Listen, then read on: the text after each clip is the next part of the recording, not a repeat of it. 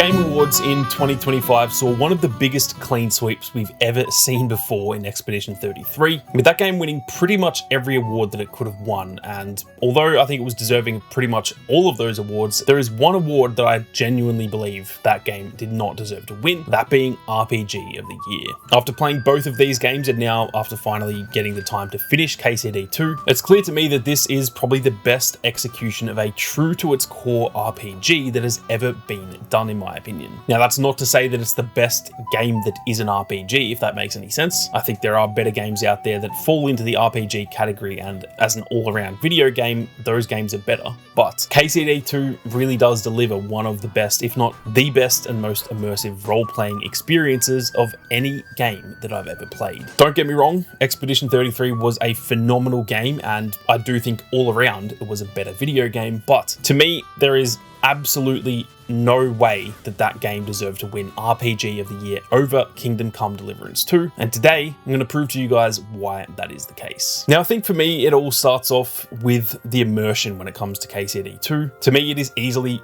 one of, if not the most immersive RPG experiences, and a lot of that comes down to the genuine hardcore realism that is involved in this game. While this isn't new within the realm of role-playing games, this is that type of game where you need to be constantly eating food in order to feel nourished, you need to be sleeping, you need to use bandages if you start bleeding, you need to repair your equipment, and not doing so actually has a pretty negative effect on different things throughout your playthrough. Even down to, for example, eating older food that is starting to go off. If you decide to do that in order to get some nourishment, well, there is a chance you'll actually get food poisoning. That is the level of realism that this game involves. To me personally, that is a huge part of a true RPG experience, especially one as realistic as this one, because it kind of feels like you actually are Henry and you have to live life in this world that the developers have created for us. You're not playing the game as yourself, you're playing the role of Henry of Skalitz, and I do think that a big part of that as well is actually the first person perspective, because that adds to it even more, and it actually puts you in the shoes of Henry. You are literally seeing through his eyes, adding a whole other layer to the immersion. Now, I think a huge part of this as well is that the world building and world design is absolutely phenomenal in this game. I absolutely love the map, or I guess technically maps, in KCD2. While a lot of the world is sort of boring open countryside that maybe doesn't feel like it has a lot to offer at times, those blander areas make sense, and they obviously base the game on 15th century Bohemia, and this is what the world was like back then. There's not a million things to do out there. A lot of it was just open countryside. And so even though,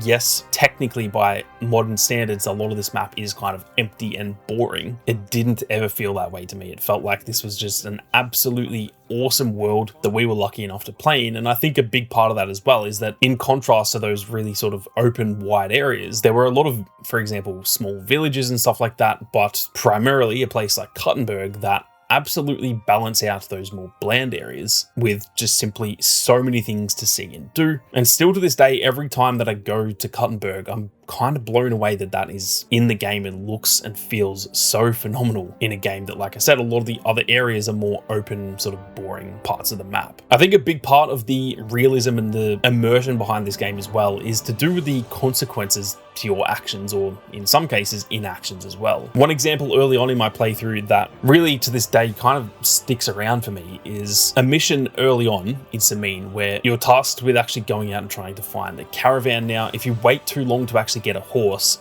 the rest of the characters will go out on the mission without you, despite them never giving you any warning of that. They just kind of say, come and meet us here and we're going to go out and do the mission. And in my first playthrough, I literally just spent maybe a day or so trying to get a horse. I didn't want to steal one. I wanted to actually get the money to buy back pebbles. And I did so, and I was ready to go on that mission. And what I found out is that they've already gone and done it, and now they're actually not talking to me because they're kind of annoyed that I made them wait around for so long. There are real world consequences to the actions that you take in this game, or like I said, in that case, an inaction where waiting around too long or choosing the wrong decision can actually lead to some very drastically different moments throughout the story that, in cases like that Samin mission, can actually result in me having to go and do a whole other side quest to actually get into the wedding. And once I got that early on, I kind of realized, okay, this game is serious. You've actually got to think about what you're doing at all times. Adding even further to the realism of this game is to do with the progression, because it's not like a lot of other games where you'll get skill points, you'll spend them, and you'll improve at what you're doing. Don't get me wrong, that is still in the game. You'll still get skill points and you can still you'll spend them, but the ways in which you can earn skill points for specific things that you're doing is very realistic. If you want to upgrade your smithing, for example, you literally just have to go and create weapons or create horseshoes or whatever the case may be. If you want to improve at alchemy, you have to go and brew concoctions. You can't really cheat that. There are some characters that can allow you to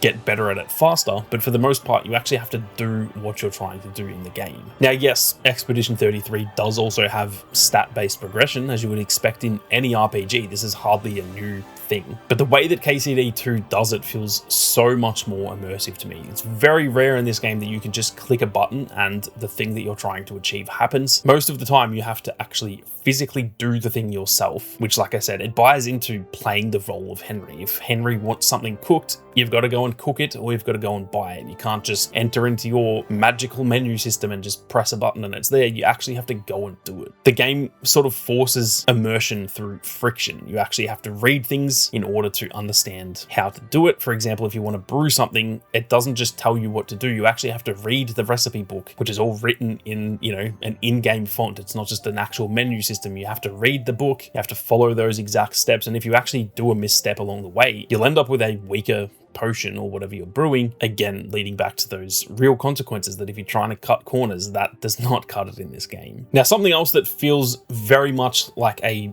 true sort of classic RPG is the story in this game. It takes something that is initially so simple, something as simple as delivering a letter being the pretty much premise of the entire story early on, but unfolds into something that is pretty much a full-scale war that has the main characters imprisoned multiple times, injured badly, going weeks without food, and pretty much every terrible thing that you can imagine happening ends up happening to Henry and Hans from something as simple as trying to deliver a letter. Not only does that make for a great story, the story of this game is absolutely amazing, but it plays into those RPG elements multiple times throughout the game. You'll actually lose all of your stuff momentarily, and after getting comfortable in having all your own equipment and stuff, you have to actually play the game without your favorite weapons and armor, without all the marigold decoctions that you've been brewing for hours to make sure you can heal up easily. The game sort of forces you to adapt and adjust your playstyle based on those situations. It kind of never allows you to be comfortable, which at times, don't get me wrong, can be kind of frustrating, but I think that really builds Henry up as a character throughout the story and makes you feel a little bit closer to him in a weird way. The cutscenes and cinematography for this game in general are so unbelievably well done, in my opinion. While there are other areas of the game that feel maybe slightly undercooked at times, the cinematography does not mess around at all, and it added so much weight to the story when you have these unreal moments throughout that storyline that hit so much deeper than the usual dialogue cutscenes because of how well done these cutscenes are. Even just simple little things like, for example, kind of the intro to the game, about 2 hours in, you have this moment with Henry and Hans walking across the countryside after you've had that, I guess, tutorial section where it ends in Bajena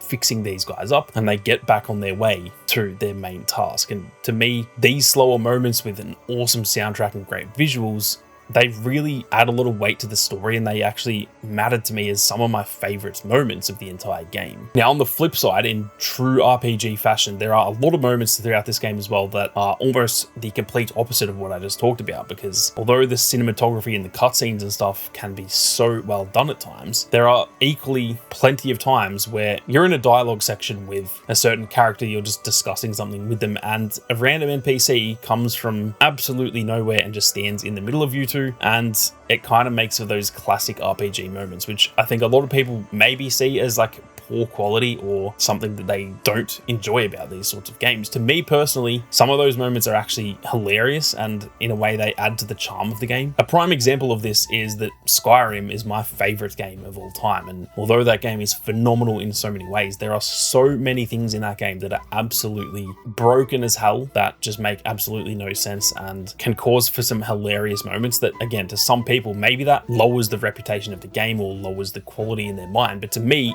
that is part of what I love about a game like Skyrim. The moments where you charge up to a giant at level 1 and get sent to the moon. Yes, it is very goofy, but that is kind of the charm of a game like Skyrim, and to me personally, that's why I love games like that so much. But adding even further to the story, some of the characters in this game are so very, very memorable. Obviously, when it comes to Henry and Hans, their overall story was great. The ups and downs that they have together is really a story of brotherhood, where at times they kind of hate each other, and then at times they obviously would be willing to die for each other. You then have characters like Catherine and Zizka, who are also pivotal to the story, and they kind of grow on you from the point that you meet them. Ironically, when you first meet Zizka, you literally are fighting each other borderline to the death, but he ends up becoming such a pivotal character to the story, which is not a very easy thing to pull off at times. Even someone like Bojena, for example, who you really only spend a bit of time with early on in the game, she is just so memorable to me, and she realistically is so pivotal to the story. To a lot of people, this is probably a game that would take 100 hours to finish, and she is realistically in the game for maybe 2 hours at the start, and yet without Bojena at the start, realistically none of the rest of the story happens, because both Hans and Henry probably die, and we never get the rest of the story that turned out to be so phenomenal. Now, bringing it back to the realism factor, something that to me really plays into that is the combat in this game. And while I will say it took quite a while to actually grow on me, initially I didn't love the combat, and I need to mention that I didn't play Kingdom Come Deliverance 1. So for me, this was my first experience with this combat, and like I said, it took a little while to grow on me. It can be quite difficult at the best of times, to be completely honest, and sometimes it is almost like frustratingly difficult, not because it's actually meant to be a super hard game. It just sometimes does feel a little bit clunky and like you're trying to do the right thing, but it's not actually happening on screen. Now, keep in mind, I purposely didn't get the Master Strike ability that you can get from Tomcat early on in the game. I got it in my first playthrough, where I played at launch and probably got about 10 to 15 hours into the game in total, but I do remember it being kind of overpowered, and that meant that on this playthrough I really didn't want to do that. I wanted to actually experience the game in a much more hardcore way, and while I'm glad that I did that now that I've actually finished the game, I will say at certain points throughout the story I was kind of frustrated with myself for not getting the Master Strike, because once I'd gotten to the part of the map where you can't go back and do that, I did really start to regret that. I don't regret it now that I've finished, but man, some of the combat sequences in this game were very, very frustrating, to the point where some of them I actually had to cheese them. I had to go and like hide in a bush and use a crossbow, for example, to pick off enemies. I think 1v1 the combat is mostly fine, but when you're outnumbered it can be near impossible. You will just die over and over and over again, and there's kind of nothing you can do about it. But again though, that is realistic, and that buys into this whole realism and sort of immersion factor, because Henry isn't just some hero character that just goes in guns blazing and is, you know, impossible to kill. At the end of the day, he is just kind of a random regular dude, and trying to fight a 1v10 in real life wouldn't work out, and obviously that very much pays off in the game, because it feels very similar, where hell, even a 1v3 sometimes can be really, really frustrating. Despite some of that frustration though, there is a certain level of satisfaction with the combat, and I think when you get that combat down pat, it is so satisfying when you finally start winning fights consistently. The overall skill curve of the combat is very difficult, but man, when you learn this combat system, it is honestly amazing. And now that I've finished the game, I can definitely say that I love the combat in this game, even though, like I said, early on, I was definitely getting very frustrated with it. Speaking of combat, some of the set pieces throughout this game were absolutely fantastic. Some of the larger and more sort of outrageous battle moments were absolutely insane. It really does allow you to kind of experience medieval combat in a way that I think few other games have actually managed to do. Not so much in terms of the scale, but in terms of like the realism, the brutality of it, and just again making it feel like you aren't just a hero who is impossible to kill. You do actually have to think about how to approach these battles, because if you run in guns blazing, the chances are you are going to die more often than not. But with all of that being said, I think something that really, really stands out to me with this game is that it showed a level of ambition and risk in an industry where, in my opinion, too many play it safe and sort of play for the numbers. Something that I love about this game is that it doesn't aim to please everyone, and I think a lot of games in the industry do that at this point. They are playing the numbers. They're trying to make as many casual players think that the game looks cool and jump in and play it, and that is definitely not the case with Kingdom Come Deliverance 2. It really commits to its direction, and it is unwavering in that direction. Sometimes borderline to its own detriment in a few ways, to be completely honest. It can be a little bit frustrating or time consuming, but that is what the game was trying to achieve. A super realistic and super immersive RPG experience that, like I said, is probably one of the most true to that RPG name experiences that we have ever really seen before. Now, despite all of the borderline glaze for KCD2. There are obviously a lot of areas for Expedition 33 where it objectively was a better game in those areas, and to me personally, overall, than Kingdom Come Deliverance 2. I think the combat in that game is something that was truly next level. Even as someone who generally doesn't really go for turn-based combat, the combat in that game was absolutely phenomenal, and I think it was done to a better level of quality than I think the combat was done in KCD2. I think the overall presentation and kind of production quality in a lot of ways also felt better than KCD2. That game's art direction was also phenomenal. Pretty much every single thing about the game in terms of the aesthetic and the way that it looks, and even just the soundtrack and everything, it was absolutely out of this world. And again, I think that was probably done to another level than what we saw in KCD2. And I think a big part of it too is also the pacing. That game is a lot more accessible to the average gamer, which is probably a large part in why it was so popular, because it is a more normal game, where obviously KCD2 is a bit more of a niche experience. And I think there's probably a lot of people out there who tried KCD2 and just simply didn't enjoy it, because like I mentioned earlier, it really has its own direction and it unwaveringly sticks to that direction. It doesn't try to be the game that everyone's going to love, which is something that I honestly love about it. But despite all of those areas where I think Expedition 33 was overall a better game, there are a lot of areas in which I really do think KCD2 was just the far better RPG experience. When it comes to immersion, I don't think I've ever played a game as immersive as KCD2, not even close. There's nothing that really comes to mind to me as being a more immersive game where I genuinely felt I was the main character. I was Henry of Skalitz in this game, and of course Godwin at times too. And that to me is a huge part of an RPG. The term RPG obviously means role-playing game, and to me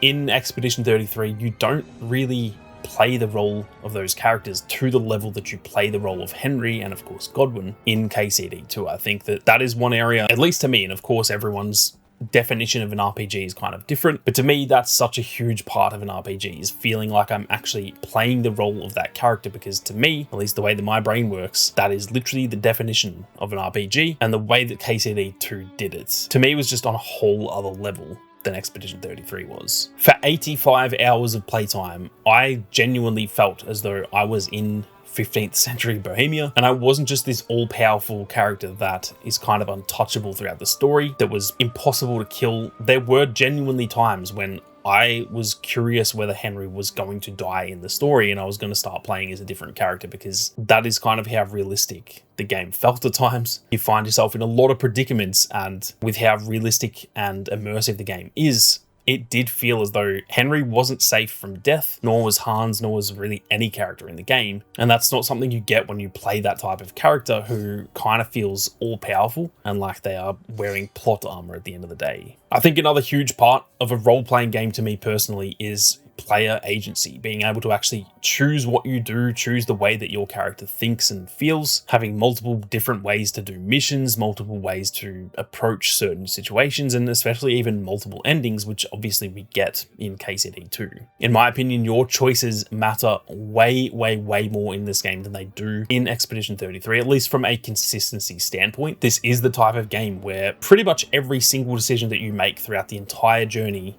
really does affect the rest of the game, because you do have a reputation with every single character, and if you even barter with someone a little bit too hard, they can get pissed off at you, and then you can lose the ability to barter with them. That's obviously a small example, but there are some pretty damn big examples that you can go wrong throughout the game and drastically affect your reputation and relationship with certain characters. While Expedition 33 definitely deserved its flowers and is absolutely one of the best games of the last decade, and potentially could go down as one of the best games of all time realistically, to me it did just kind of feel like it got every single award given to it at the Game Awards, simply due to the fact that it was always kind of going to, if that makes sense. I just feel like leading into that show, we all knew it was going to win pretty much everything, and again, I think it pretty much deserved to win all of those awards, but the one that really, really stood out to me was the RPG of the Year award. There is absolutely no way that that game is a better RPG experience than KCD2, and that is a hill that I will genuinely die on. You will never change my mind on that. I obviously am happy to discuss that because that's what I love doing on this channel, but I would be absolutely shocked if anyone can say anything that would even remotely change my mind on that opinion. Again, it's not a knock on Expedition 33. It deserved all of the other awards over KCD2, but that is the one area where it just simply was not